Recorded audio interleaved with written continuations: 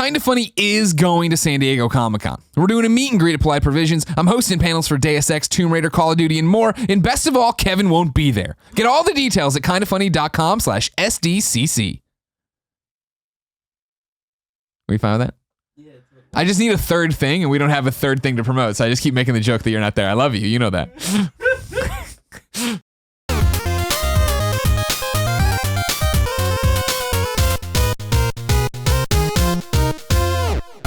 What's up, guys? Welcome to the first ever episode 77 of the Kinda Funny Gamescast. As always, I'm Tim Gettys, joined by the coolest dudes in video games, Colin Moriarty and Greg Miller. Hi. Portillo's there. He's there. Chilling as always. Chomping on some little the pink pig. Face. Cat? The pink cat. Yeah. Everyone It's likes one cat. of the Lola toys he just took. That toy actually, Lola got that toy from someone in a hotel lobby. Huh. So that toy's been making the rounds. The R. Kelly. Toy's a slut. Damn, son. Toy just doesn't care, man. Just That goes toy don't wherever in everybody's mouth. Mm-hmm. It's my favorite place to Slut be. shaming the toy. Yeah. Ladies and gentlemen, this is the Kinda Funny Gamescast. Every week we talk about cat toys and video games. Technically, it's a dog toy that looks like a cat. I meant like cat toys. Like It's a toy that is a cat. Not, Okay, sure. Yeah, it is okay. a dog You're toy. right. You got me. You nailed Theoretically. me. You nailed me. And also, great. So you're telling me that this thing will fuck whoever the fuck it wants to, but it can't, it can't be played with by a cat? Get in people's mouths. Oh, no. No cat would play with this toy. Cats play with that toy. No way. You don't know shit, Greg. Anyways, we talk about video games a lot. You can find it here on youtube.com/kindafunnygames, or you can go to patreon.com/kindafunnygames and get the show early for some reason, along with a lot of other goodies. Yeah. And things like that, of that nature. Q&As. Q&As. Fan mails. Uh-huh. What else is there? What do we stuff. do? Just go look Do at we the do- page. do Can we you do go look at the anything page? cool? Just Yeah. go look at the page, please. We Patreon.com/kindafunnygames. spend a lot of time on the page. Thank you. It's a good page. I actually am a big fan of the page, but I want to clean it up. Okay. It needs some. There's a lot of things you updating. want to do. Of course there is. A lot of things not going to happen. Never. Yeah. Never. You know what is going to happen? What's that? A review of Song of the Deep by the my one and God. only Gregorius Miller. Ladies and gentlemen, I love Song of the Deep. Caught me off guard. Here, I also want to. I want to lead with still haven't beaten Song of the Deep because it's way longer than I thought it was going to be. But I'll walk you through it. Song of the Deep for me is hitting on something I didn't know I was missing. Saturday, I woke up. I wanted to play something. I thought I was going to play Oxenfree. I was like, I'm going to platinum Oxenfree this weekend. Now, we haven't been home in so long. We've been to so many conventions in a row. I was like, I'm going to play a console game, and I'd like to get some trophies. And I saw Oxenfree. I was like, I wanted to give that another shot. I jumped in, played a little bit of Oxenfree again. It just doesn't work for me. I've given it a few shots. I've played through it on Xbox, or I guess Steam. It's a fine game. I wasn't in love with those other people. I still like parts of it. So I closed it, went back to the media bar or whatever, and saw Song of the Deep chilling there. And I was like, I legitimately didn't know anything about Song of the Deep. I clicked on it. I mean, I knew it was Insomniac's game. I remember when they were teasing the reveal, they put out the little trailer or whatever, but it wasn't even a trailer. It was just like the reveal of it being an underwater game. Clicked on Song of the Deep, got into it, and immediately fell in love with it. Because what I didn't realize I was looking for was something I talked about a lot with Unfinished Swan of gaming comfort food. Like that, I always talk about, I think in my review of Unfinished Swan for IGN, I talk about, it's like a cup of cocoa and a blanket. Like it's one of those things like you want to hunker down with it and just spend it. And part of that, I think, is the fact that in Unfinished Swan, someone's telling you a story like very clearly. You know what I mean? They're talking about the boy. They're doing all these different things. In Song of the Deep is the same way, where it's like, this is Marin.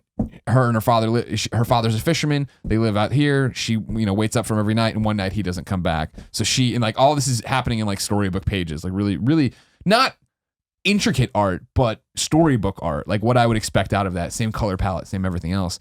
And so then you get into the game, and the game is as beautiful as that, more beautiful than that. Like that's setting the tone for what your color palette's going to be and how the game's going to be. But then the levels themselves, incredibly beautiful. The soundtrack, the instrumentals that are going behind it, awesome and beautiful too. And then you have this really, really great narration from this Irish woman that I would beat it. Maybe at the end it turns out to be her mother. Go. My shillelagh. Oh, my shillelagh. Oh, Danny O'Dwyer. It's Amy Gills. Oh, it's Amy Gills. It's a big twist. Yeah. But it was totally hit this nerve. I didn't know. We always talk about, games scratching itches that we didn't know were there or whatever. And it totally got me. And I was sitting there and playing it and being in love with everything that was happening. And it's if you don't know, it's a Metroidvania game. You're in this little submersible going through looking for your father. You can zoom out and see how huge the map is at any time. You're obviously running into plenty of stuff where you're like, clearly this is a door or a barrier that I can't get through with my current weapons. So I know that at some point I'll come back. And you're going and there's like little crevices to go in, and you're like, okay, am I gonna be able to shrink the ship or something else? Turns out you can get out of the ship eventually when you get this other thing. It's a beautiful game. It is a game that's speaking to me on a storybook level, which I really appreciate. And something I was talking about, because reviews I saw, I didn't read any reviews beforehand, started playing it, and after like that first day with it Saturday, I jumped out to just look at scores and saw that it's getting like 7s and 6s. I understand that. I would be, high 7s or whatever, maybe an 8 if I was still having to worry about that kind of crap, but I don't, thank goodness. So I understand that why I'd be getting that, because for me, in the good way, it's very much a game, if that makes sense. You're playing it, and I don't feel like there is this bigger message. It isn't pushing technology in a different way. It's like, here's a fun Metroidvania game for you to play that theoretically should take you a weekend probably or 2 days, right? I spent all Saturday playing, jumped in on Sunday, did a couple hours Monday night, or maybe an hour Monday night. And so I still feel like I think I estimated yesterday when we were talking about it, like 4 hours left, if I'm guessing, which I don't know, but based on trophies and bosses that are still out there and stuff like that.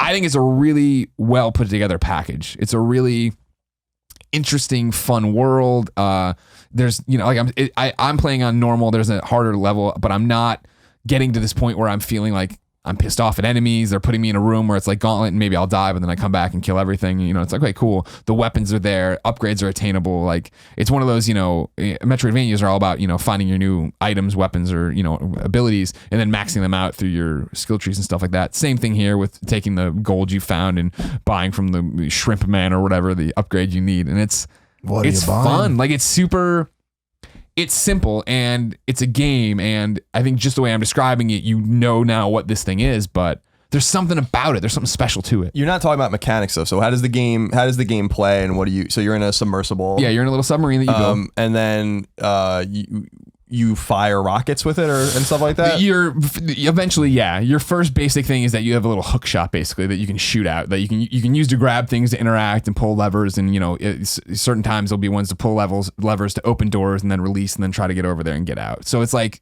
from the basic level, yeah, it's the little grappling hook kind of thing that you're using, that you can shoot into enemies and attack them that way and then flank them and do it again. You can upgrade that and make it more powerful, make all these different things. Then yes, you get torpedoes at one point, and then you can upgrade them to have dual torpedoes for one shot. Then you get you get a ice blast that can freeze enemies, or like you can use it in puzzles, because there's puzzles too obviously, where you can when you freeze these I guess what do they call them, warheads if you want, or bombs, I guess mines. Once you freeze them, they they become buoyant, and so you can use them and move them around and blow stuff up like that.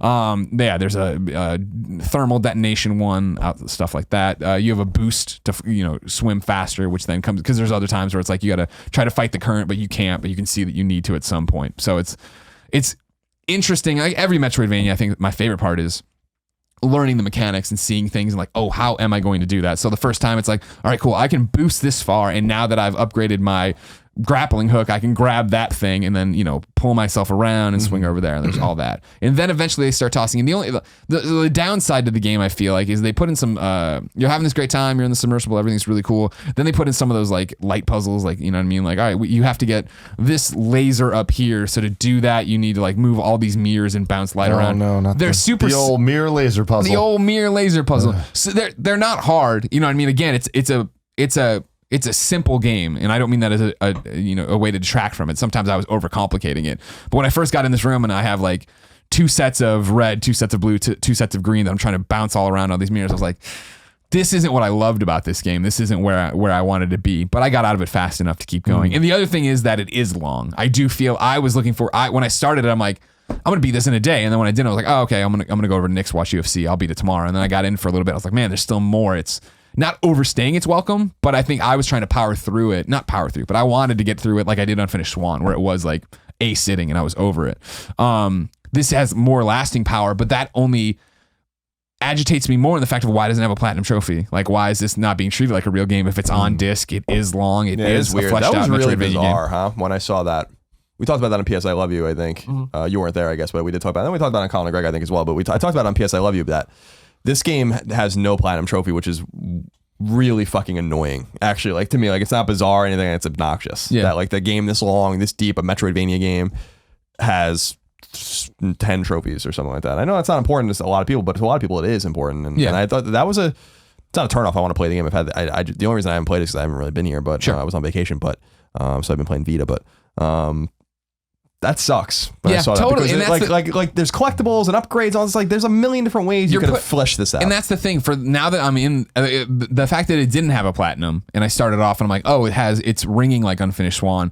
I'm expecting that kind of experience, and now that I'm I don't know, 8 hours in, we'll say, maybe, you know what I mean? I'd have to go look at the game clock or whatever, 7-8 hours in. It's like, this is a full-fledged game, like, so why isn't it being treated like that? And yeah, why is it that I'm going to upgrade all my things for a silver or whatever, when it should be that I'm going through and getting... silly. How does the upgrade system work? Because one of the complaints I've seen in reviews of the game was that the upgrade system... I don't mind this kind of upgrade system, but I guess some people do, is that like you have to kind of pick and choose the upgrades you have to use, but eventually you are so experienced that you can just fill out the entire tree, which to me is fine, but a lot of people, or like one review in particular I read, really had a problem with that it wasn't as thoughtful as it seemed in the beginning. In other words, you have to make your choices, and then I mean, that's how I always do it, right? Like for me, looking at an upgrade tree, it's always like, well, is there a trophy attached to it, and how does that work? So for me, I put everything into the hook shot, or the grappling hook. I was using it so much, and then when I got torpedoes, I started putting everything into torpedoes and ignoring some of the other stuff. And then now that I'm making more money, because what you do is you go through, you beat the enemies, they drop gold or silver coins. Your map, when you pull out, which I really love, I know some people want it, like Axiom Verge has so many hidden secrets, and you have to leave overwhelming 1 or 2 markers for it, and it's kind of like, oh man, I saw this, I don't never know how to get to it. This one, once you explore the map and fill it out, you see every treasure chest, you see every door, like... So it's like Shadow Complex. Exactly. Everything's there. So for me, it's totally that carrot on the end of the stick of keeping me motivated, where it's like, all right, cool. I got the 3 gems to do this, and now I need to go over there to do that. And I could take this really direct route, but I haven't been back up there in forever. So let's go. So you go through there and you're getting like gold or silver fish statues or pearls or stuff that give you more and more coins. What with some of the touch, you're not a huge Metroidvania fan, right? So you've not played like a vast array of these games, correct? Right? Yeah. So, but for the touchstones that you have played, how big is the map compared to, say, Symphony of the Night or Shadow Complex, or the games you have played? If we're talking about it, I've played Symphony of the Night, but that was a long time ago, and then more recently Axiom Verge. The Axiom Verge is huge. So is it? It's not that big. I assume. When you zoom out, you could look at it and be like, oh my god, it seems like it's huge, but you move so quickly through it. It's not. Again, I don't mean to insult it or anything. It's not baby's first Metroidvania, but it is like a dumbed down. It is a simple Metroidvania. Well, you can wrap your head around this. Suggest that is the entry. It could be an entry point. Yeah, for young people. But I like that, and that's why it's working for me. And that's why I think, having not even read the reviews, just seeing the scores, I get where they're coming from. That this isn't, but this is very much one of those games we would always talk about at IGN, right? Of explore the scale, where not everything needs to be an 8 or a 9 or a 10, but like. This game for me is hitting on something. You know what I mean? I don't want every game to be like this, but this is a kind of game I was missing and didn't know I was missing, where I do want there to be like someone's reading me a story and I'm just participating in it. What's the price point for it? Great question. I think it's $19.99. Yeah. Okay, cool. And I think $29.99. What's the deal with the GameStop? So this is the GameStop publishing label, right? Where Game Trust. Yeah, Game Trust, where they've partnered now with certain developers like Insomniac or whatever to put out games that way and try to. I think it's it's GameStop trying to future-proof a bit, right? So that if the stores do go away, they have other arms and other revenue streams. And so this was their first one, right? They've announced one since this is their first. Ready at Dawn, they're doing one with them as well. With the guys that made The Order. Yeah. So the game is available only at retail in GameStop stores, but you can buy it digitally on downloadable services where it is available. So PSN and Xbox Live. I think it might be a Steam game as well. Not sure about that. It seems cool. Yeah. Insomniac is a studio I'm very close to, so it's certainly a game I want to play. I like to try to play everything that they put out, but like I was telling it's you, not urgent to me. I have I Am Setsuna now, so it's not urgent to me at all. What I was telling you on Colin and Greg Live, I think still rings true. Is on PS I Love You a few weeks ago, we did the thing where one of the kid was like, "You guys get to make a game, but you have to assign these developers these different parts." And I think it was I always forget it. He put down fun or entertainment or entertaining gameplay, and my pick for that was Insomniac. And this is like the whole I hadn't played this game yet. This is like the reason why though. Is like an Insomniac game, you're gonna sit down, whether it's Sunset Overdrive, whether it's this, whether it's a Resistance, you're gonna sit down and have a great time with it. It's going to be rewarding. A Ratchet and Clank. It's going to feel like cool, I'm making progress and I'm having a great time doing it. And that's exactly what's happening here. Which is interesting because I really feel the last time I was in a mood and sat down with a game and loved it was Ratchet and Clank, which was the same thing where I woke up on a weekend and I was like, I'm finally ready to play this game, and played it for a day and I was like, this is awesome. This is exactly what I want. Did you beat Ori? No, I never beat Ori. Oh, okay, cool. Because this game, it seems kind of similar to that. See, the thing about Ori though, right, and this is even what I got from demos and talking to you about it, was like, and Steimer about it at the time, was like how the difficulty spike, where you got frustrated, you're like, fuck this. You know what I mean? You got mad at the game. I've never had that. This is 100% like a chill experience. And that's what, when I talk about the soundtrack being so good and I talk about the voiceover being so good, I think it's just maybe it's, you know, as our lives are so hectic and they've been so crazy lately, maybe that's what just it's calm and it's soothing and it's this and it's when I do die, it's not like, man, there's no way to get around. I'm never going to figure this out or get past. It's like, no, I did something wrong. You know what I mean? Like the few of the puzzles with the, you know, you make the mind float and then you have to move it around. But if it touches this, or, you know, there's like, because there's like air pockets pushing things around. There's some really clever design puzzles in there. Not impossible to beat. You see them, you can figure it out pretty much. But I like that.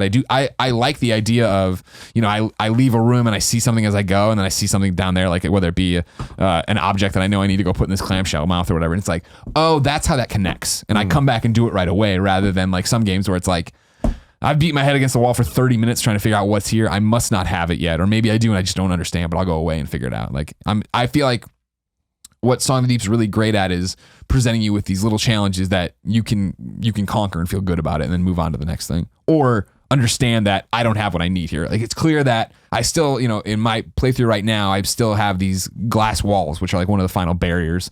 These like, I don't know if they're glass, whatever. They look like green tubes or whatever. And I don't have whatever I need to break them. And so every time I see it, I'm like, okay, cool. I know I'm not ready for that. Whereas before, when it was like the lava wall, I was like, eventually I'll figure that out. Or again, when it was like, I know I'm going to get small, or something's going to get small to go through there to make it work. There's a few things that turn me off about the way you're describing it, though. Just in the sense that, I mean, and I don't know for sure, I've not played it myself, I might interpret it differently. It sounds easy, which is a turnoff. Now, there are examples of easy Metroidvania games that are fun. I think actually Shadow Complex is a great example. That game's fucking easy as hell. And it's just fun because of the lore. It's fun because of the world. Too, it's a satisfying game to play. It's just a good game. So that might be nullified by, you know, the nature of the game as well. The trophy thing obviously turns me off as well. But that's kind of an ancillary and not important thing. That's not going to stop me from playing the game. But yeah, it seems like it's easy, which is fine. I like the idea of an entry point though. Yeah. For the genre, because when you think about, and I don't know if that's the way they're pitching it. You might just be good at the game for all, you know, or whatever. But when I think about the Metroidvania games, that's a genre I explore readily. The easiest one I can think of recently was the fuck was it? Not Shinobi.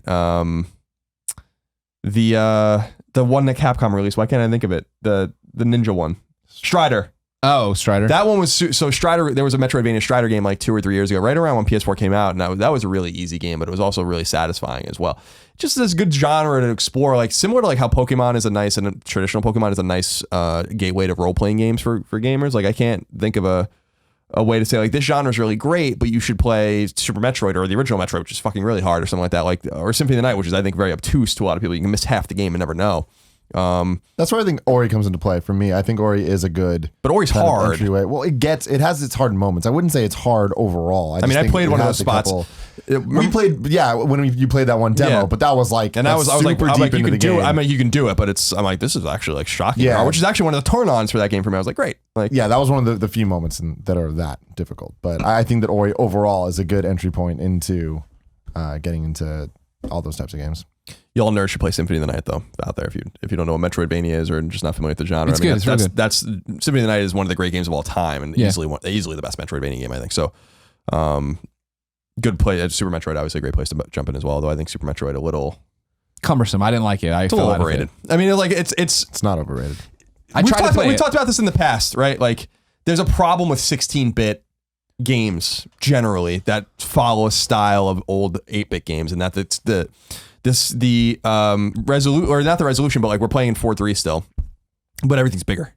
So like nothing, and sometimes even zoomed in because you have like these better looking pixel graphics. So Samus is just way too big in that game. That's like Super Metroid. Yeah, think about Metroid 2. That's even worse on Metroid 2 on Game Boy. But think about the perspective of the original Metroid, and then think about Super Metroid, and there's just less room to work. That's a huge. In the way. That was a huge problem to me even when I first played comparing this to Super Metroid to Axiom Verge and then putting Song of the Deep in there.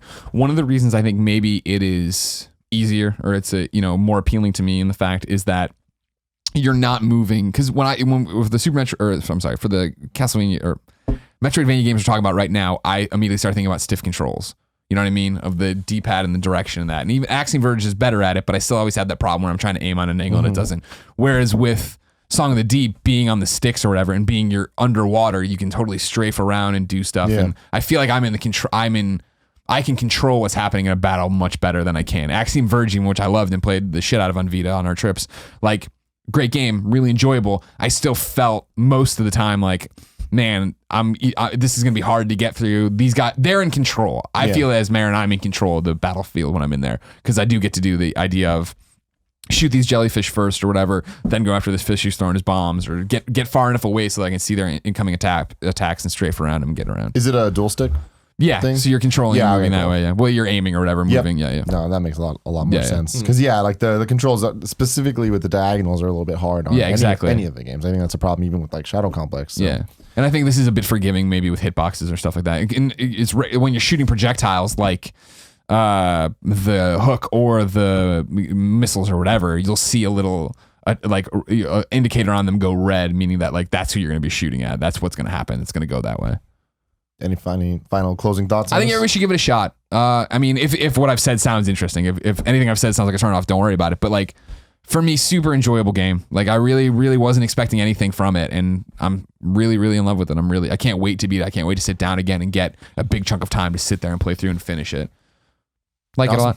Check it out. Topic 2, Pokemon Go again. Now, here's the thing. Last week, we talked about it very, very little. It was in the topic of what are we playing now, and I was trying to play it, but the servers kept crashing and all that. So I had very little experience with it, and that was the day that it came out. So it was not nearly the phenomenon that it is now.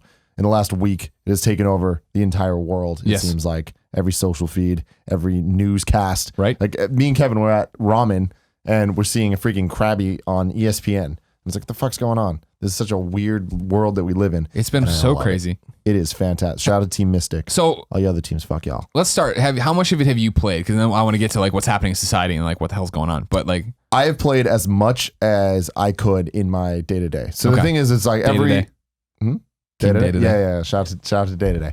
My favorite Pokemon. Yeah, exactly. I'll turn it on every once in a while throughout the day, but the problem is I'm either here or at my house. Right. So I'm getting a lot of the same things over and over, but that's fine because that you level up that way and whatever. But the problem is I'm not mobile enough to be able to like go to all the Pokestops and refill my lures and all that shit. So I haven't been able to. What? Sorry, sidebar. What is a lure? Because everyone keeps talking about they're doing this and they're dropping lures, and Grimecraft was doing a DJ party and drop. I'm like, I don't know what this means. Are you bringing Pokemon in, or are you tricking the trainers? No, there's an item called incest. Incest? No, not incest. Incest is incense. Incense. Yeah. Incense. That's a different item. Incest is a different item. There's something wrong with that. Incense, where you use it and then it lures the Pokemon in to your spot. So you get 30 minutes of people coming there. And if multiple people using the same spot, it turns into this like crazy, you get multiplier. Gotcha. Now I'm caught up. So that's why there's like groups of people gathering at specific places. So I'll use that, but the problem is you go to the Pokestops to refill those.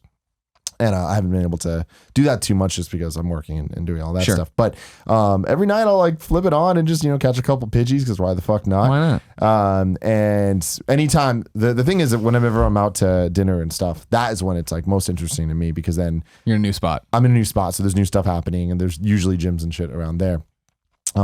So I played a decent amount. The problem is the servers do still keep crashing on me. Right. And the game keeps glitching out, and there's been multiple times where I've caught Pokemon and then it freezes. And I'm like, God damn it.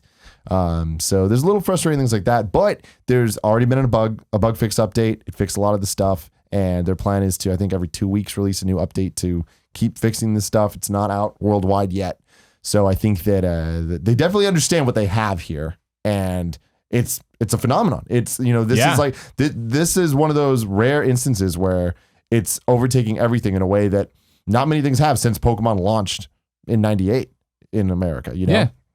And it's crazy to see, like you were talking about Aaron playing it. Like Gia talking to me, she's like, should I download it? I feel like I don't want to be on the bandwagon. And she was telling me this whole conversation she had with her friend about both of them being like, I don't know if we should, because whatever. Fake gamer girls. That's hilarious that like that's even a conversation happening that Gia's thinking about downloading a Pokemon game. Yeah. Like the fuck. She should totally do it. But what's cool is I know so many people that are playing and that are addicted to it that are not gamers at all. Yeah. And I think we all have those stories. But my friend Kerr and his girlfriend Shari is obsessed with it more than he is, and he loves it too.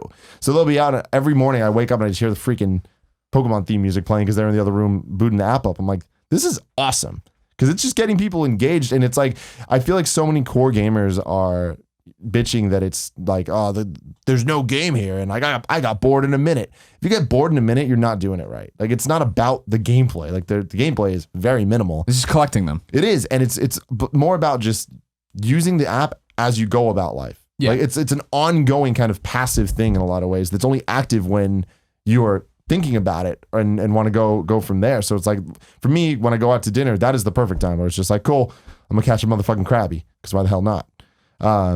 But what's weird is I admittedly want more from this. I want this to be more of a fleshed out thing. I want there to be badges, and I want to be able to train and like fight people in a more direct way instead of just the gym system they have.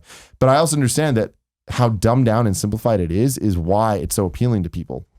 And it's not a huge commitment. It's not a big time. Exactly. Yeah. And the opposite of that though is it's obtuse as all hell. Like, when you first boot it up, you don't know what the hell you're doing. It's really weird. And what's interesting to me is I've learned more about this game from random motherfuckers on the street telling me what to do than anyone else. Really? And that's insane. Yeah. Like, I was at Buffalo Wild Wings a couple nights ago, and someone saw me with it, and he's like, oh, dude, hey, no, you're doing this wrong. You got to make sure that when the circle's in the right place, that's when you do it. I'm like, oh, shit. And I did that. I'm like, cool. Didn't know that, because the game does not tell you that at all. Yeah, that was a big takeaway for me was Erin downloaded it when we were in Las Vegas, and she was like, I don't understand this. I'm like, all right, give me the phone. You're like dad stepping in. Yeah, like give me the controller. My assumption is like, I've been playing games for 30 years. I'll teach you how to play. I understand. Like I'll read it. And I was like, I have no fucking idea. And then I went. I'm like, where? I'm like, you're like, do you throw it or you drag it? And then I was like, and I was like reading. I'm like, huh.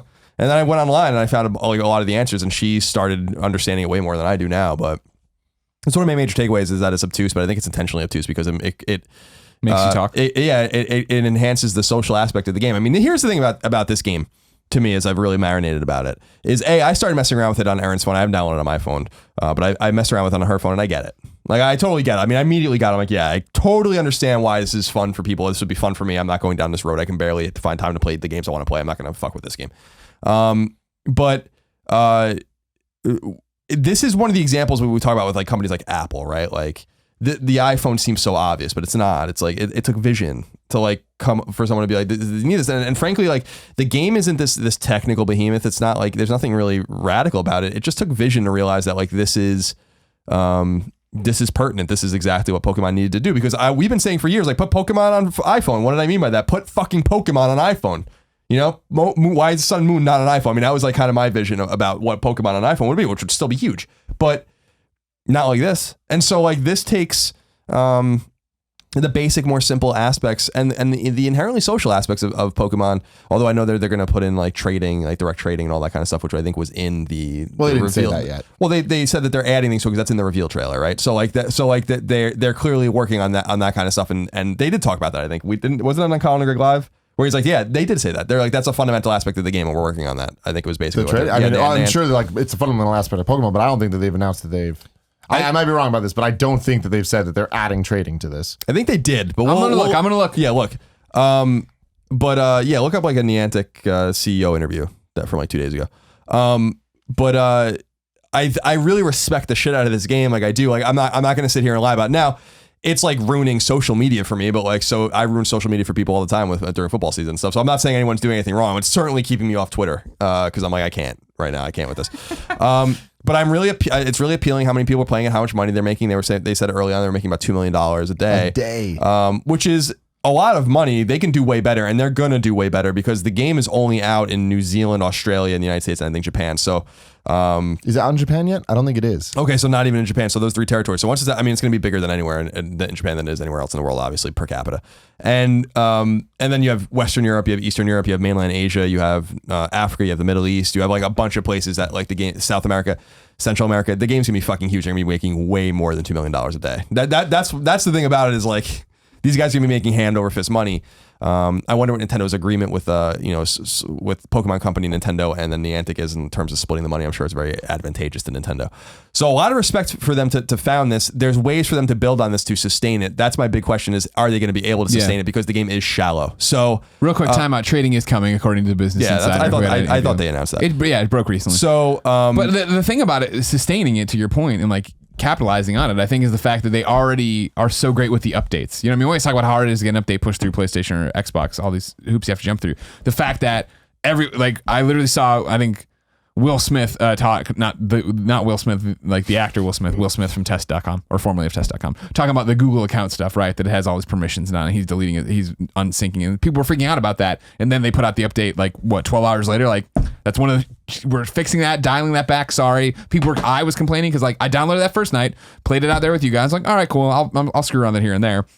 I went to use it again the next day and it was log back in with your Google account. I'm I don't even remember which one I used. I'm not going to do it. Yeah. And then they're we're dialing that out too. They're listening. And I think it's going to be fascinating to see now that they're making so much money, how much money gets dumped back into it now. All right, cool. Fuck, this is a huge thing. Keep going. Make it better. Yeah. And that was the thing when they announced that they were making $2 million a day. I'm that's actually not that impressive considering and I'm not saying that I wouldn't want my company to make $2 million a day. I'm saying with the attachment, with the penetration of this game is significant. That's actually not a lot of money considering how many people are playing the game. So I think that once you scale it to Candy Crush level, or you scale it to Clash of Clans level, those guys make way more than $2 million a day. And that's when this is going to become a massive phenomenon. The thing those games have, the other mobile games that are huge have that this doesn't have is gameplay. And so is the hook of capturing Pokemon and trading them and then going to these gyms and going to all this kind of stuff, is that going to be enough to sustain the game even as they clearly are going to add in all of the rest of the Pokemon? There's got to be 100, 500 Pokemon missing or something like that from this game. Over 600. Yeah, so a lot. So they can very cleverly just keep inserting those into the game. But is that even going to be enough of a hook? I'm curious about the casual gamer. I'm curious because the casual gamer is sustaining this. The hardcore gamer doesn't have the attention span to play this game. The hardcore gamer doesn't sustain King's fucking insane $1 billion model of, nor does the hardcore gamer dial in a game of war and all these kinds of games that you see. We're not the ones playing these games, and we're not the ones playing this either. So no, I think we are though. I think we are right now, but we're not going to be. We're not going to be. The difference though is this is not. It's not something like Candy Crush or whatever. That those are just those are things that you need to be playing. This is just something that's just happening, and you think about it more when you're out and when you're traveling or when you're walking your dog or whatever. And I think that as long as they keep giving more reasons to more exciting events and stuff, and I think that they're planning on that, that's what's going to keep people hooked. They're talking about doing the idea of sponsorship opportunities is insane with this. Someone was looking through the code and they found that McDonald's is probably going to be a sponsor thing. The idea that if you go to the McDonald's, there's going to be something special there. That is the type of stuff where it's I guess I'm close enough to a McDonald's. I'm going to go there. Yeah. And I feel like they can make things exciting. If they're just dropping, you can get a motherfucking Ditto. The only way to get it is if on these days you go there. That's how they're going to get the hardcore people and the casuals, because those are the people. The hardcore want them all. They want to catch them all, and they want to be able to have the best of everything. And then the casuals are I'm close enough to McDonald's. I'll just fucking go. Yeah, I mean, I agree with that, but I disagree that the hardcore gamer is going to sustain this game. It's not. If they're gonna go towards the hardcore Nintendo fans, this game's going to die.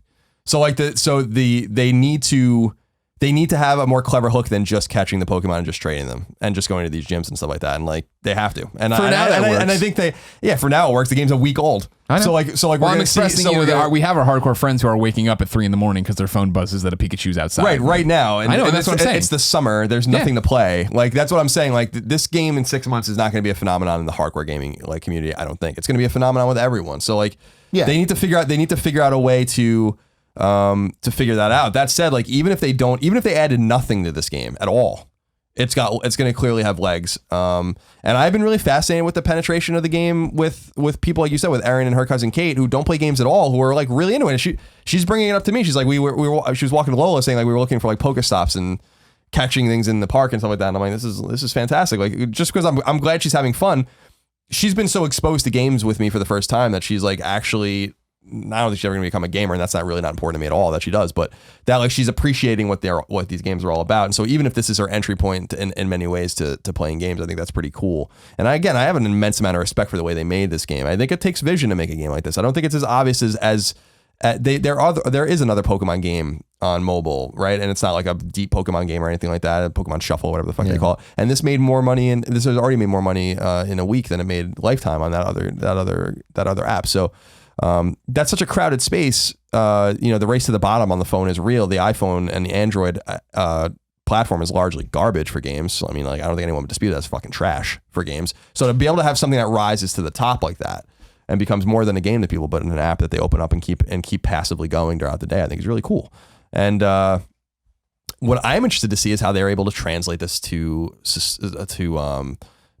people buying 3DSs and buying Pokemon Moon and Sun or I mean, whatever. all you got to do is have GameStop have a special thing of you can only get whatever Pokemon it is at GameStop during these days that Pokemon Sun and Moon come out. Yeah, I think so. There's like I want to see the system. It's gonna take time, but I want to see like actually a really long time. Probably need about 6 months for this, since the Pokemon games need to come out and then need to gestate a little bit. But what is the pickup rate?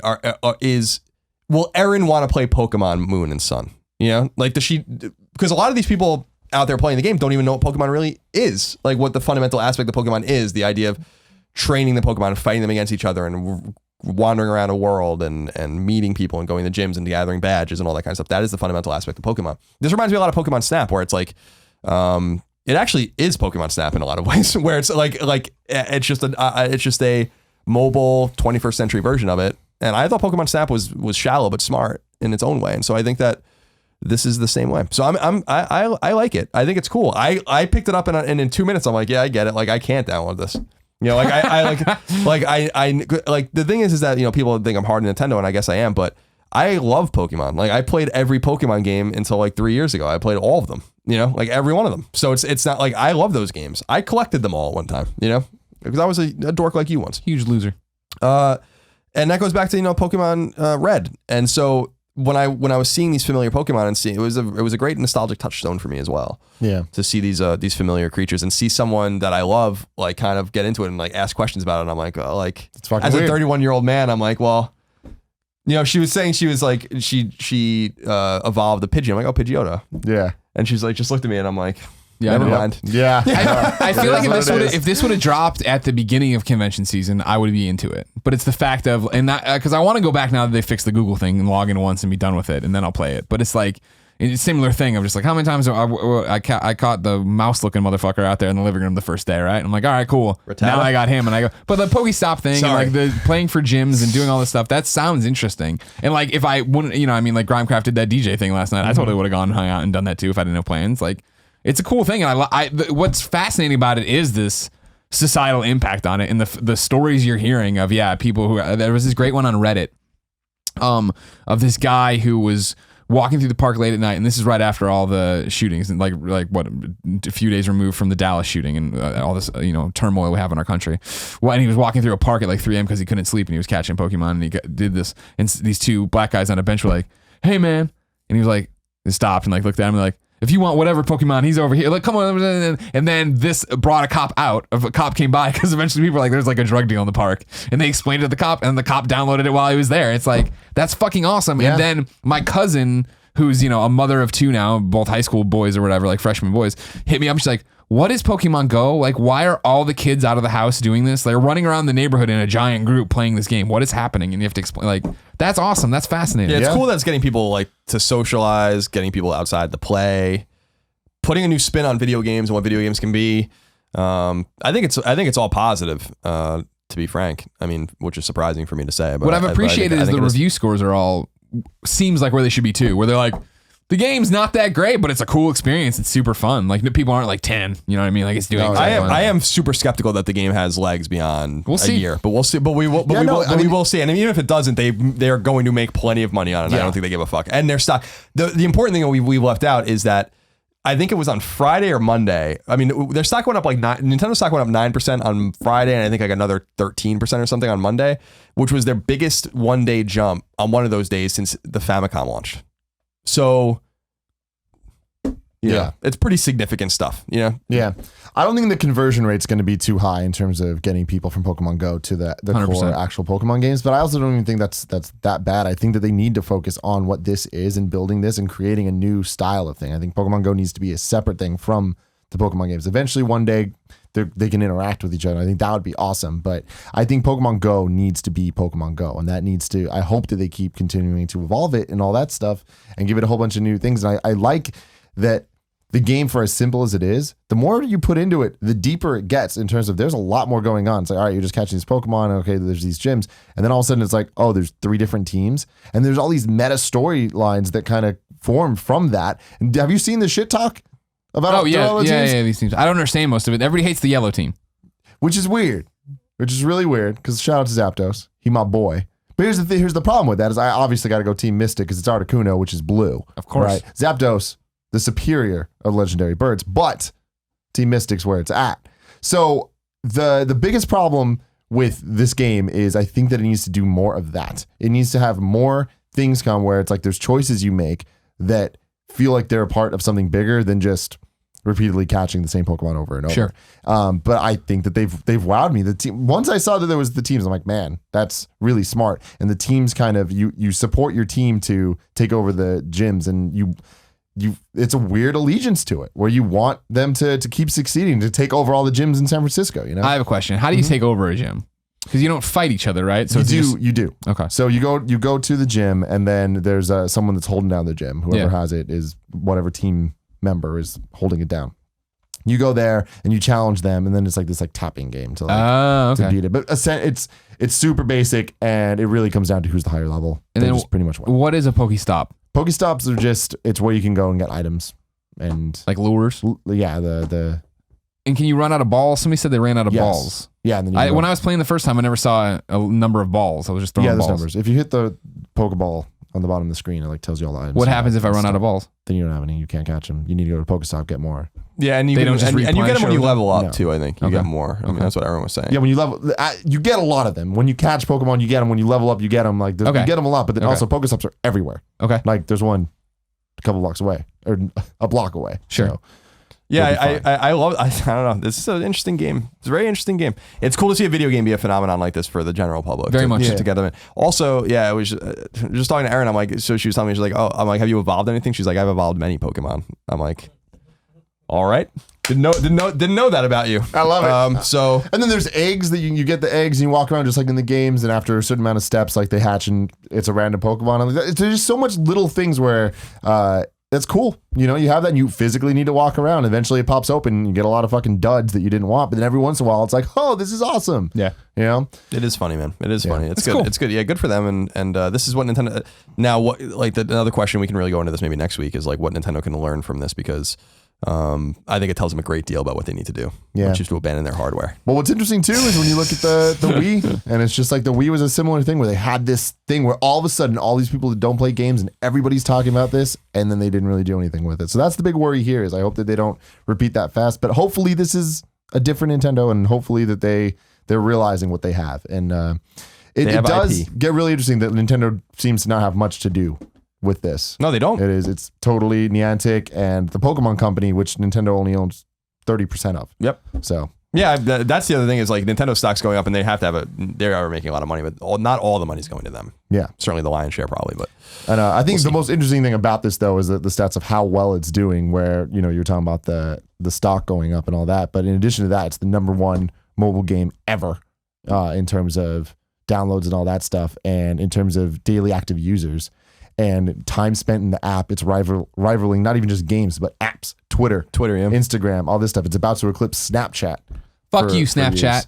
Fuck you, Kevin. I think that's the big thing is if people think $2 million is a lot of money for this game to make a day, just wait. Because as long as they can get these games out quickly in other regions, then they're gonna be making way more than that. It's about to eclipse Google Maps for the most used thing of Alphabet, which is Google's parent company, the map service, which is Google Maps. So more people are using the GPS map service in Pokemon Go than Google. Well, not yet, but soon. Yeah. More than Google Maps. That's fucking insane. It's pretty remarkable. Pokemon, man. It's great. So great. I love this. Thank God. We got to win, guys. Fuck yeah. All right. Topic 3. We're doing something a little bit different today. Thanks to my boy, Steven Insler. Patreon producer. Thank once you, Steven again. Insler. We're going to do 2 topics of audience questions because there was a whole bunch. Oh, good. Whole bunch. And they were good. They were good. Okay. Some of them are all over the place. Some of them not so good. But that's why I want to address that. Gotcha. Okay. All right. Blackheart Vinyl has a long one here. Hey guys, I want to talk about the relaunch of Evolve, but in a broader sense, because I know you guys didn't play the game. I adore the game, for the record. What I want to discuss is how cool it is that we live in an age of something that was previously impossible, games getting a second chance. When a game flopped before, that was pretty much the end. Not that Evolve flopped, it sold pretty well, but player retention was not strong. And I think it's incredible that a game can now get a little more tender loving care and hopefully come back. Greg will remember the rocky start to David Brevik's Marvel Heroes game that has now become something of a hugely successful success and a lot of fun. I'm just happy we live in a time when that's possible. What games would you like to see get a second chance? Oh, wow. Well, I echo his point, yeah, that it's cool that you can come out and gazillion with Marvel Heroes, David Brevik's left the studio, but when David was there, he'd go around and for a year or two and be like, yep, the game wasn't that good last year. We've learned a lot, we've done a lot, we've changed it, and to the point you get now to where it's Marvel Heroes 2016 because they put a year now at the end every time to make it seem new. And they care. Smart. And they get in there and they listen to players and they make feedback. And it's similar to this Pokemon thing we're talking about where it's like, oh, fuck, we've screwed all this shit up and we're fixing it right now. Here's your fixes. And Evolve's interesting. It reminds me of the Final Fantasy MMO that came out and nobody liked and then they relaunched and everybody liked it. That's what I was going to say. Yeah, like there's been a few instances of this happening already. The pay to free to play thing happened with that Star Wars MMO, The Old Republic. Sure. Same thing with DC Universe Online. Yeah, with DC Universe Online. So it's not unprecedented. Final Fantasy 14 is a great example where the game was terrible and then A Realm Reborn came out and everyone loves it. So it's not totally unprecedented, but what was interesting to me about Evolve was that like why? Like I don't understand cares. but Turtle Rock is like a great studio, sure. right? These guys made Left 4 Dead. Like why does 2K want them to work on Evolve again? Like now I know that Strauss Zelnick, who's the CEO of Take-Two, who owns 2K, came out and said like this Evolve, when Evolve came out, it's like one of our permanent franchises. And I think that they're trying to stay with that. And I mean, there are the permanent franchises were like BioShock and Red Dead and Grand Theft Auto and all these kinds of games. So I'm like, well, I think it would have been smarter to abandon Evolve and have them do something new and something exciting and maybe not something not so contingent on asymmetric multiplayer, which seemed to be a turnoff for a lot of people because that wasn't what Turtle Rock was really all about with their games that were big. So there was more about like team play and stuff like that or playing by yourself. And so I think that I really think that we're seeing a critical mass of these kinds of games that require multiplayer communities and I've been saying it for a long time where I'm like, you can't have all these games coming out. I do think you're going to see the same thing happen with Titanfall 2, where I think that like it's going to come out and people are going to be interested in it and there's going to be like a sort of morbid curiosity about it and about its campaign. But I think when you're going up against Battlefield and Call of Duty and all those games, like how can you possibly hope to succeed in that space? And I think that Evolve going to free to play certainly spiked the numbers on PC. The game is discounted on consoles right now as well. So I don't know if they're going to bring that model over per se. They did say they want to. Real quick, but I think it's a mistake for them to do double back to why stick with Evolve. I think that there's bean counters somewhere in there that are thinking about how much money they put into promotion, how much money they put in development, all these different things, and there must be. We're so close to this being profitable or even more successful or whatever that why not? This team cares about this game, whether or not the audience cared about it. The person writing in did and loved it a lot. I think that they see enough in it that they're like, all right, cool, we can make these changes. These not simple by any means, but these little tweaks, these little changes to get people back in, to get people to try it, to get people to get invested, and not have to blow it up and wait another 3 years for the engine, for the new game, and this, that, and the other, and all the assets to come together. I think there's probably a thing there where it's like they feel they were close enough on the monetary side and close enough on the gameplay side that they can do this. I think it's an interesting question of how much the game's press matters anymore, because that was always my conversation with David at Marvel Heroes, because he'd come by up at noon every year or whatever, talk about it. I was like, so how's it going though? And he's like, oh, nobody wants to, once your game's out, right? And this is older, this is IGN removed, but once the game was out, when we were there, it was like, okay, cool, now it's into the community and we're done with it. It was so hard to make the audience care about something because they were coming to IGN for, we want to know what's new and hot and that you guys have the exclusive access to. And once everybody has access to it, we don't care. We go to like I always talk about brickinquirer.com. We go to a specialized site. And so now that, if they go through and make all these changes, are they going to pour money back into, all right, cool, let's get a big promotional push. Let's get YouTubers playing it. Let's get all these different things. Let's try to do a media tour. And if would people care at that point? No, I don't think they would. And I think that I don't think they do. I mean, that's the thing is I just think this was weird. My theory is that they took a small sliver of Turtle Rock and did this. And the rest of the team's working on something new. I just don't believe that the entire, that they have to have something else going. And what I really feel like is possible is that they are working on a real sequel, and that this is going to be the gateway, and that once the sequel is announced, that then they can be like, well, you can play the old game for free here, and maybe the new game will be free to play as well, and you can kind of get like your shit going. I just think that there's just way too many of these games, because it's not necessarily the free to play model that's broken, although I think it is broken. It's the nature of these kinds of multiplayer versus single player games. You can't. These are investments. These are massive investments that are way bigger than the investment you would make into a 15-hour campaign or a 10-hour campaign. You can't be an expert at every one of these multiplayer games. There's just too many of them. You can't be awesome at being the Trapper in Evolve and also be great at being ranged in Destiny, and then also because you have to go through and run. I mean, it's like when I see Alfredo tweeting about his streams, right, where it's like he's jumping in to play Division and then whatever else. And I assume he's doing that because he knows he has to hit his dailies in Division to keep that treadmill going so that whenever something big does happen on the expansion side, he's ready to go. Same thing with Destiny to an extent. I just don't see him recently talking about that. Yeah, so that was weird, man. That's that thing. You're into that universe. You're into that world. It's the same thing of like what is such a huge turnoff for me with DC Universe Online now, right? Of the fact of like, I'd love to play more DC Universe but I jump in and I'm 3 armor sets behind, and I look at how many, and I start calculating the hours it would take me to finish them all off to get my CR to get to the new raid. I'm like, well, no, that's never gonna happen. Like, it's not even worth my time. Mm-hmm. Next question comes from Cozy Bear. Says, hey guys, I have a question about GameStop's future as a video game publisher. And this goes back to Song of the Deep. In the past several months, GameStop has announced that it would be publishing Insomniac's Song of the Deep and more recently, Ready at Dawn's Deformers. Both games seem like potentially high quality experiences, and I'm happy GameStop identified them as such and picked them up. But with strong indie aesthetics to them, neither seem like the kind of game that would be able to financially sustain GameStop in the all digital future we're slowly but surely approaching. Do these games indicate that GameStop will remain a publisher of small scale video games going forward, or side business to some other venture they have planned? Or is GameStop just testing the waters before it jumps in and funds a major AAA caliber title that'll bring home the bacon for them? Yeah, they're testing the water. That's the big one. Yeah, you figure you don't want to go out here and have this giant move. Like, this is a big step for them. This is a big thing. They have a lot to learn, I'm sure, as they go through this. And so, yeah, you don't want to come out and be like, great, we've gotten AAA Studio X to come do this thing with us and then not know what they're doing. And I think it's interesting with Song of the Deep of what lessons are they going to learn, right? Because Song of the Deep is critically meh right now being received, right? Mediocre being received. I like it a lot. I'm sure there's other people like it a lot, but they put out a collector's edition, they put out a statue, and they put out shirts, and they put out a hat, and they put out a keychain, they put out a Funko Pop, and all this different cool stuff that matters to me. But suddenly, did they totally overstretch on that, where it's like, we totally thought this game was going to be 8s and 9s and it's not, and oh god, do people care? Are they going to come in and buy this stuff? Yeah, I think they have to learn small and then you learn small and you put a small investment in, then you lose small if you lose. And I think that I don't think it would be beyond the realm of possibility that they lose big on this game. Within that possibility, it's still going to be a small investment though, because this game couldn't have been that much to make. I think it's smart for them to make these the thing about Insomniac and Ready at Dawn is that they're making indie style games with small teams, but they're capable of making huge games. So and they both have made AAA games. So Insomniac's made many AAA games. So it's smart to get the relationships going with these guys and see what that's all about. And then if the game does well and everyone likes each other, if Ted Price likes the guys at Game Trust and all these kinds of things, and then like they're like, all right, let's scale up to a $50 million game. Because clearly Song of the Deep couldn't have cost more than $5 million to make or something like that. I don't know. It's just not like that. It's not Resistance. It's not Ratchet. It's not one of these games that Insomniac typically makes.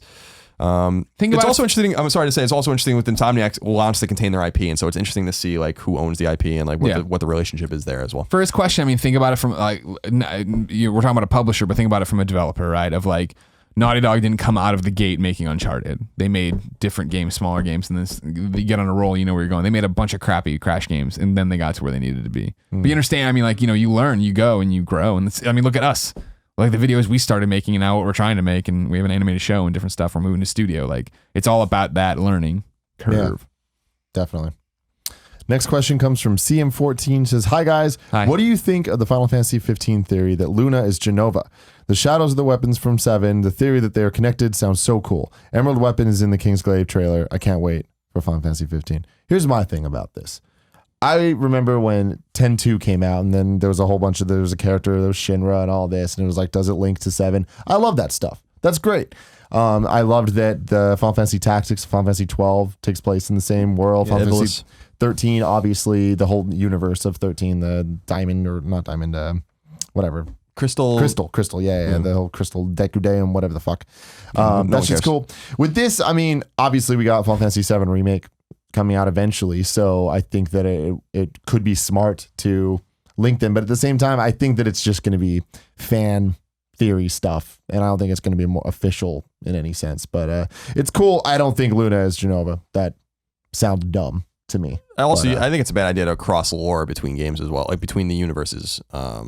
So like 10 and 10.2 obviously connected, right? But like, because they're 10 and 10.2 or 13 trilogy is connected. Yeah, but 10.2 links to 7 in very light ways. If you like, there's a character that's talks about Shinra and blah blah blah. Yeah, but that's stupid. Like because the cool thing, the strength of Final Fantasy to me is like keeping them all separate so that people can jump in. Similar to what we were talking about in the conversation with Persona.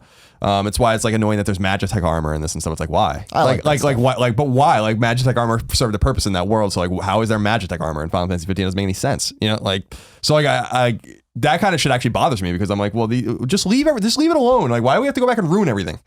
You know, like these things stand alone. 7 doesn't need any help. You know, 6 doesn't need any help. Just leave them alone and let 15 stand on its own or not. But I don't like that. Like I like fan servicey shit. Yeah, that's what you have Moogles for and chocobos. Yeah, and like summons and stuff like that like kind of connect Final Fantasy, make Final Fantasy 7. It's the same thing with Dragon Quest with slimes and all this kind of stuff. But they're and they do have arcs. I mean, those games are paired in 3s. But I don't know. I like the idea of 15 being and 15 to me looks so fucking like I don't know what the fuck it looks like. But I don't want it to touch anything I like until I know it's good, and then that's fine. As an outsider, I mean, the fact that there's Magitech armor in there doesn't have to be a reference to it's connected in the universe, right? It's just the fact that it's like as a comic fan when they reboot stuff or there's a different thing and there's somebody's named this or whatever. It doesn't mean that that's the same character from before. It could just be sure. And Final Fantasy has that with Sid and all those guys. Cool. I mean, there's a Sid in every game, right? There's or most games. They've already had that, and those characters aren't Sid in 4 isn't Sid in 7. Like they're totally different characters. They're both engineers, but or I guess have engineering minds or whatever.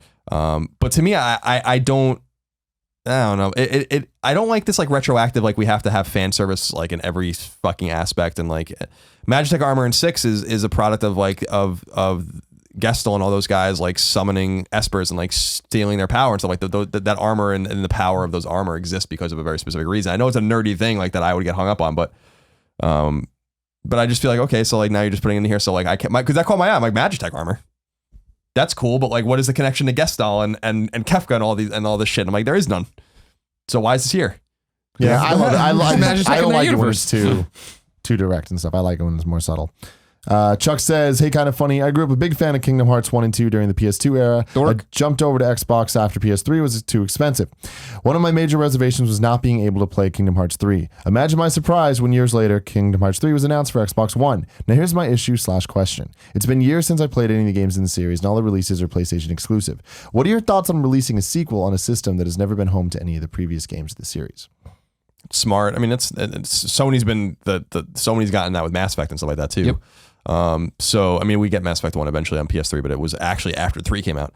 I think it's fine. I think it's smart. I'm actually shocked that the Kingdom Hearts collections 1.5, 2.5, all that stuff is not on Xbox 360 or Xbox One. Like I don't get that. I feel like they're working on it. I mean, if I had to guess, since it's only on, they released the HD 1 and 2 on PS3. It's not yet on PS4. I have a feeling that once they're ready with that full collection that has 2.8 and has everything, it'll be on PS4 and Xbox One. Yeah, I mean, it's weird though because so Square Enix is Japanese. They want to hit the Japanese market, which doesn't give a flying fuck about Xbox. So I get all of that. They're doing the same thing. They did the same thing with Final Fantasy X, and they did the same thing with Final Fantasy 12. So it's like, I'm actually confused for my Xbox brethren, where I'm like, I don't get it. I don't know. Like, it's not like you guys aren't getting like all the other big Square releases. So I don't understand. It's a little weird, you know, like, but Square is playing this game clearly with everyone where they're like, well, Tomb Raider is on Xbox and it'll come on the PS3 later or PS4 later. And well, this is on this. And the Japanese games are on PS4 and you're not going to get them. It's like, I don't know. You know, like, I think it's a little confusing. If I was an Xbox gamer, I'd be very frustrated with the Japanese arm of Square Enix because they're not getting anything, you know, but they are going to get Kingdom Hearts. They are going to get Final Fantasy 15. So you're going to get the games that are, you know, the marquee titles. Yeah. I don't know. I think it's confusing. I think it's weird. If I was a publisher, I'd put my shit on everything.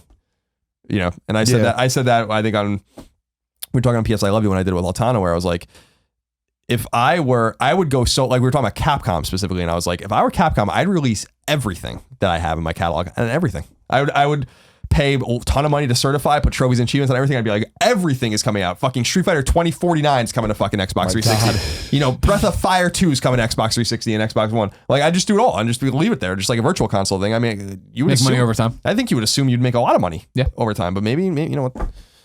The fact they're not doing it, maybe they don't see. I just think it's ambitious. I just think it's more complicated than it's worth. These are big corporations that want to make big amounts of money. So so it's like, you know, yeah, we're gonna make a few $100,000 on each of these games. Like, who cares? You know, and I think that's probably their mentality. Yeah.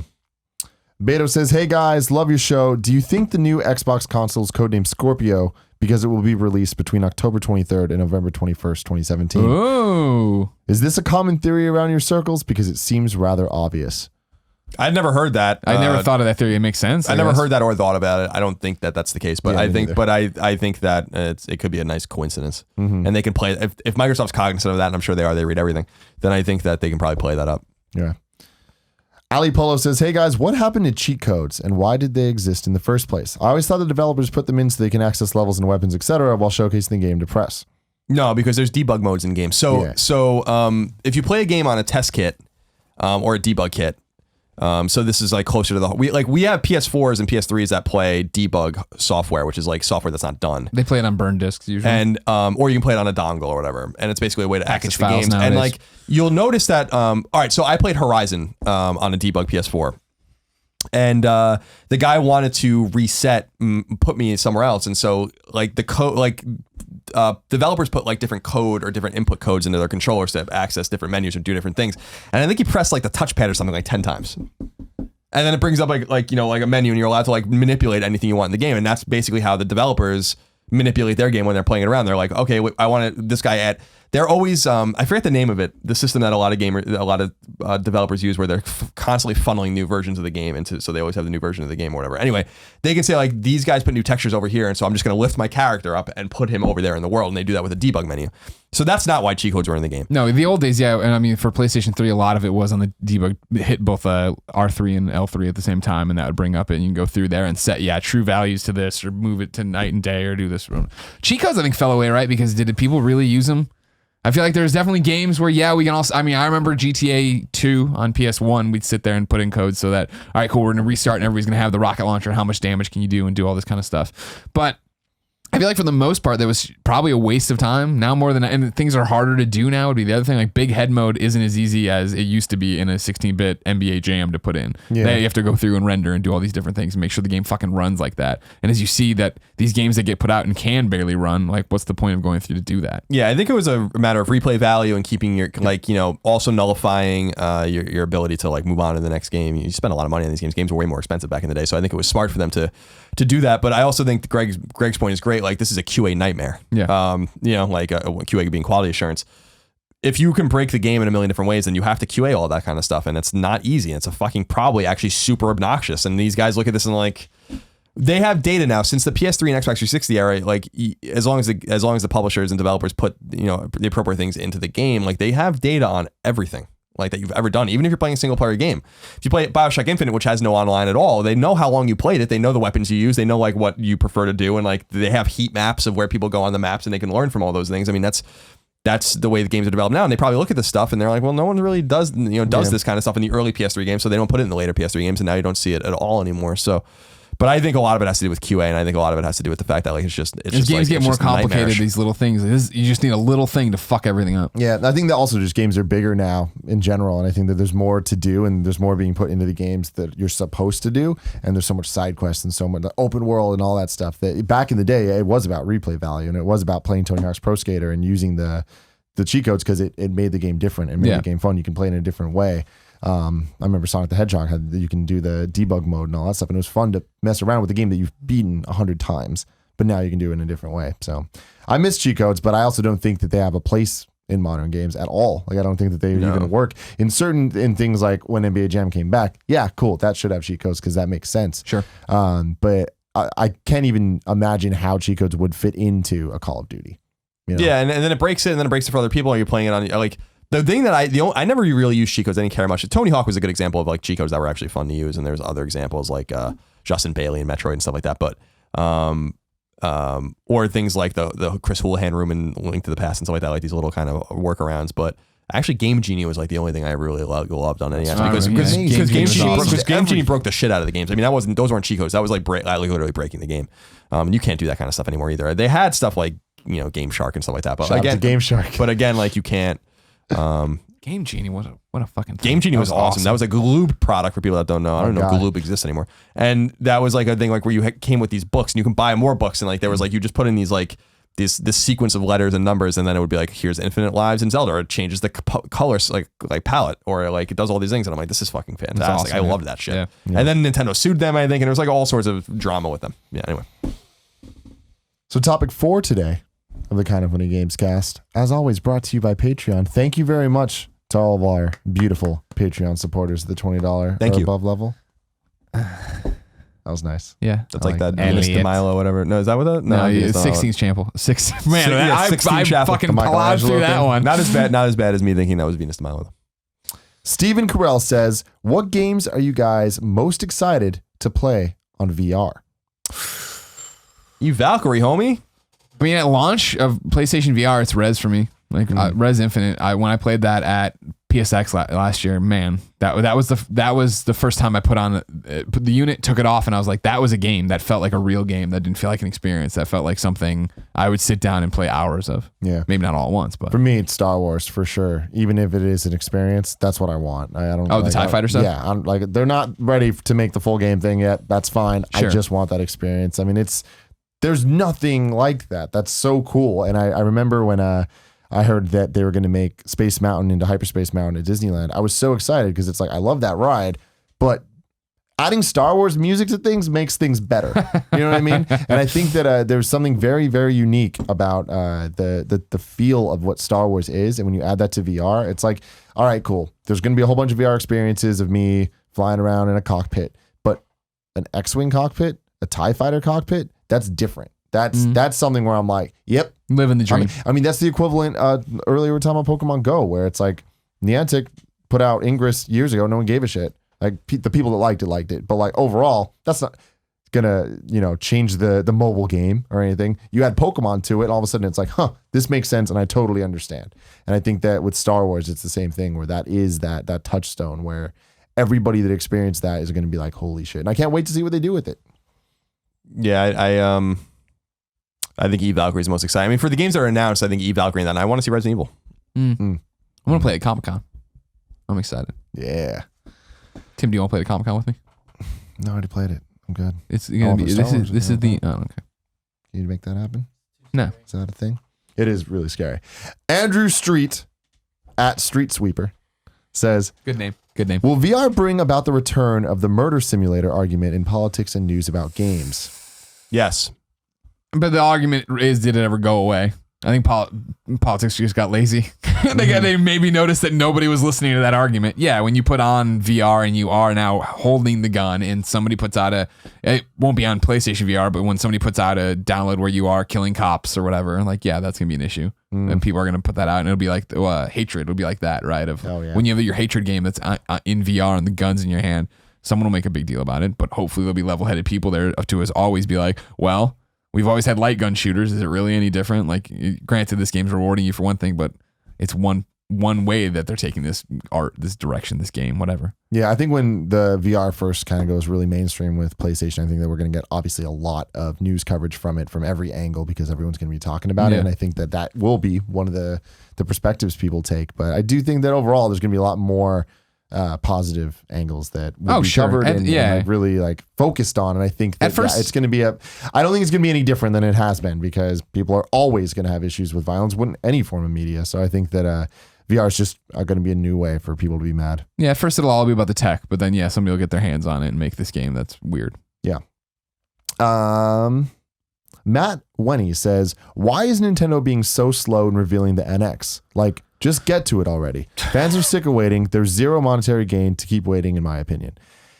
I respectfully disagree with you. I think that there's no reason to talk about it until it's absolutely ready to be talked about. And if the plan is March, I think wait as late as possible, because you're just going to get drowned out in the entire holiday run of everything. I think we're so close to E3, and there's still Comic-Con. Like, there's still conventions where announcements get made. I think that they need to wait until later in the year, maybe even a September. I think October you could push it to, but October games start coming out, so that might be not the best time, because you need to think about it. They're competing for the IGN placement. You know what I mean? Like, how long is IGN going to keep talking about NX when it comes out? Like, you look at right now, IGN, I guarantee you there's 5 stories about Pokemon Go, and tomorrow there'll be 5 new stories and whatever.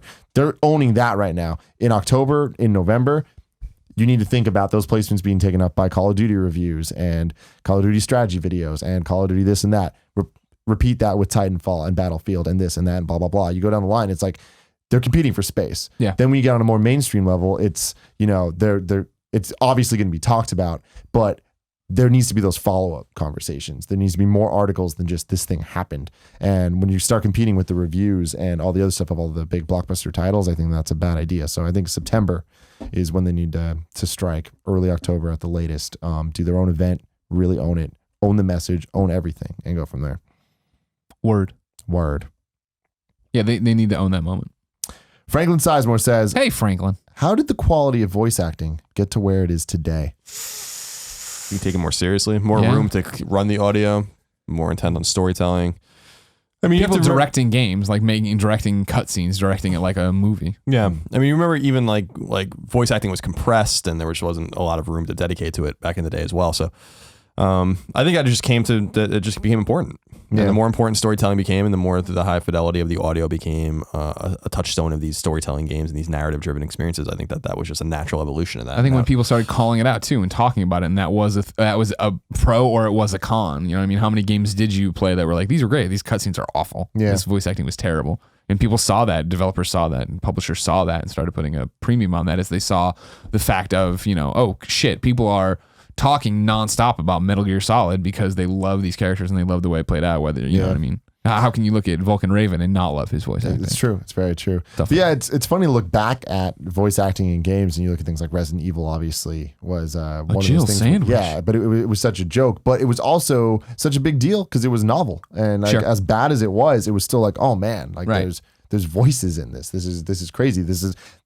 Oh man, it's like watching a movie, but you're playing it. You know what I mean? Like that started that conversation, and that's why I bring up the Metal Gear touchstone of like that was for me like such a holy shit. This is where we're going as an industry, and that game got so much critical acclaim for it. And now, you go back and watch it, it's like blurry faces moving around, and they're all overacting and stuff. But at the time, you were like, shit, this is amazing. A step in the right direction, which is kind of where we're at now. Like I think other success stories were like Star Fox 64, which is different, but like that did give that game so much character. And the most memorable thing about that game is the voice acting and the characters and that stuff. And then obviously Final Fantasy X, the first Final Fantasy to have voice acting. When people think back on it now, like that is one of the laughing scene. The laughing scene is one of the most talked about things about that game. Because it was awkward and bad. But that's just because. But no one knew any better. Exactly. Like that's just in relation to the other things and what we have now, it's horrible. But back then it was like, it was novel. But yeah, now things are in a really good place. So I'm happy about that. Connor Jetton says, quick, first response to come to your head. Clear your heads, everybody. Is the most underrated game of this generation so far? Donkey Kong Country Tropical Freeze. Mad Max. Song of the Deep. I don't know. I mean, that's what cleared my head. This pumps. That's just because it's on my mind. We've talked about it this show. There you go. All right. There's your answer. If I come to that makes sense. Else. Thomas I just don't walk around grinding, with an axe to grind about, this game was underrated. Yeah. I don't either, but like, I use the term, we all use the term underrated, overrated, all that kind of stuff. It doesn't like, what does it really mean? But there are certain games where I'm like, I can't believe this. Like people don't understand this game. And Mad Max is one of those games. I'm like, I just can't believe it. That game's awesome. Thomas Parker says, why is the games industry so secretive compared to the movie industry? I was having a fascinating conversation about this with someone recently, a friend of mine in the industry. And he was asking the same question, and he's a big deal in the industry. And he and I were hanging out. And Ken Levine. And he asked the same question. He was just like, I don't get it. And he was telling me stories about, the way they do it in movies and all this kind of stuff and how different it is there. Like how there are no secrets in movies. Like the movie industry there's no secrets. Things are gestating for years and people are just open about it. And people are like, this guy's writing this now and this guy, everyone, even if it's a secret outside, like everyone in the industry knows. And that's the same thing in the gaming industry. There are secrets, but there are a lot of secrets we know as well.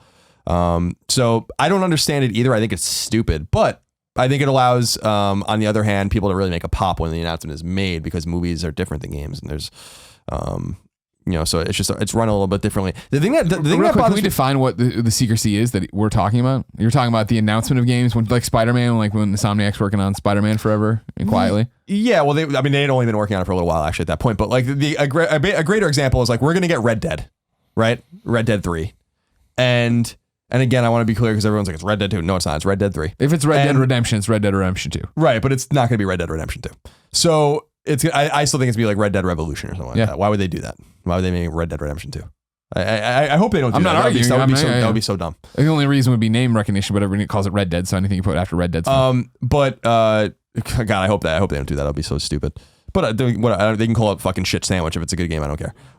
Red Dead shit sandwich. No, they can literally just call it shit sandwich and I'll still play. But like, so like that game is going to clearly be announced. That game's been in development for years. Why don't we know about it? Like, what is the big deal? But on the other hand, it's like, well, you get a big pop out of it. But the example is like, no one does that with movies. Like, no one does that with movies at all. You know, like, not only is it not possible, probably because it's like there's not a lot of secrecy. Like, even with Star Wars, like Episode 7, it's like, we didn't know much about Episode 7. Things were leaking, whatever. But we knew Episode 7 was in production forever. They announced that they were going to make it before they even made the game. Like, it is totally different, and that's a really good point. And I don't quite know all of the reasons why that is. Is it because I think the argument might be made that it's because it'll take longer, and not all the time. Don't get me wrong, but I think the fact this goes back to what you're talking about. Why you're not mad, but why you're like, why is Kojima out there talking about his game? We're going to get sick of hearing about it. It was still 2019, 2020 before you're going to play this game. Like, that's, I would think, the reason, right? Because it's, for when a movie's been gestating forever, like Ghostbusters 3 and now this Ghostbusters reboot, it's like, at some point people are like, I'm sick of hearing about this fucking thing. Make the movie or get it out or do whatever. I think games suffer from that too, but games inherently take longer to produce. And that's why I think when you're seeing this shortened schedule now, like we're talking about, like with Fallout, or even when it is like we release this game and then 9 months later it'll be out, maybe a year later it'll be out. That's more like a movie thing. Like, you know what I mean? When you see the first images of like Tom Holland as Spider-Man, it's like, well, cool. I'm seeing this right now of him taking the selfie and doing all this different stuff. And literally in less than 1 year, I will see this movie. So it's like, it's not really burning. Like, where the hell, man? It's not 3 years of seeing him do stuff with the suit and playing around. I understand the argument and like, or just like the comparison, but at the same time, I don't hate it. Like, I like it. If it could be the same with movies, I think it would be awesome. But the movies are just made differently. I don't understand the movie industry, so, but I do understand the game industry, and I think that it's you know, I think it's cool. I think it's good for games that they're not announced early. I think it was great for Fallout 4 that it was announced the way it was. I think it's gonna be great for Red Dead when that game's inevitably announced and comes out very quickly. Shit sandwich. Shit sandwich. Rockstar San Diego presents shit sandwich. Yeah. Ladies and gentlemen, that's been the Kind of Funny Gamescast. Thank you very much for joining us. Thank you, lovely gentlemen, for joining me. Thank you, Kevin, for being there. Looking Big Kev. like Mick Foley. Until next time, I love you.